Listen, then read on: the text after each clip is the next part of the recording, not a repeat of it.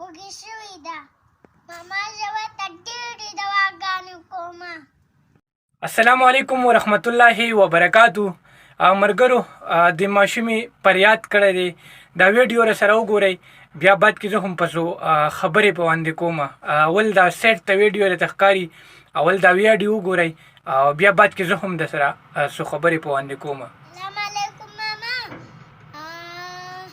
کچېرې مې ناروغه دی او دا مې د ابو تشویدان دي او موږ شام وږي شویستو او تاړه کمې اکل دا ماما دا ابو چوتونه دي او چې دا کمې اکل نه لګي او کچېرې مې ناروغه دی او پلان مې ناروغه دی او زم ناروغه یم او ما نه 6 کلنه مې ډوډۍ خوړلې او روژه روانه ده.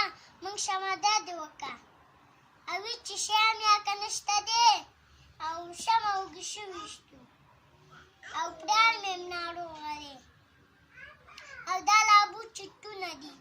د ماما دا ابو ډوډۍ منزل نه یې اورېدلې او دا یې تشویق. دا ویډیو وکته، دا هغه ورور دی د باجوړ سره تعلق ساتي چې د ماشومې وویل چې جولۍ درته نیسمه، زما اواز چې کوم دی زما اواز ویچت کا، چې ډېر زیات غریبانان دي د باجوړ سره تعلق ساتي او دا چې کوم دی دا پلار چې کوم دی دریم بلډینګ نه ویچت اسلام آباد کې راغورځېدلی دی.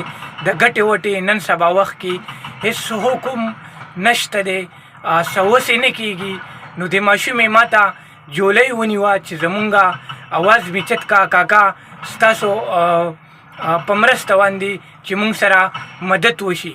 نو دا لمبرې تاسو ته سیټ ته ښکاري، که څوک هم دی سره مدد کول غواړئ نو دی سره نیغ په نیغه باندې رابطه ورسره وکړئ. څوک ورته ځان رسول غواړئ نو بالکل نیغ په نیغه ورته تاسو تللی شئ چې دی سره څه مرسته وشي، څه مدد ورسره وشي، په کور کې د روټۍ درک هم نه لګي. نو مهرباني وکړئ ملګرو چې دا ویډیو ځان سره مخکې شیر کړئ چې نورو پښتنو وروڼو ته هم ورسي، ځکه چې ستاسو په دې ویډیو شیر کېدو باندې به هم دی سره مرسته کېږي، دی سره به مدد کېږي. نو مهرباني وکړئ دا ویډیو ځان سره مخکې شیر کړئ چې نورو پښتنو ته وروڼو ته هم ورسي، ځکه کورونو کې به هم خویندې میندې وي څه هېڅ قسم ته وس پې نه کېږي، نو ستاسو په ویډیو شیر کېدو باندې به هم دی سره مدد کېږي. نو مهرباني وکړئ دا ویډیو ځان سره مخکې شیر کړئ. یقینا چې ما ته خو ډېر زیات درد په باندې میلاو شو چې دا ماشومې دا خبرې مې واورېدې، د ماشومې دا ویډیو مې وکته. ښه ملګرو تاسو ویډیو وکته، مخکې ملګرو سره هم شیر کړئ. ما شهید مندو خیلوال ته راکړئ اجازت. ښه د وبد بریالي اوسئ. د لوی الله په امان.